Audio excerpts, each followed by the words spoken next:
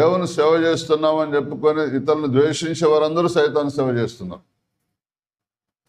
దేవుని సేవ చేస్తున్నామని చెప్పి ఏ క్రైస్తవుని కానీ ఏ హిందువుని కానీ ద్వేషించను అనుకో, అది కూడా సైతాను సేవ కాదు, సైతాను సేవనే. వింటున్నారా?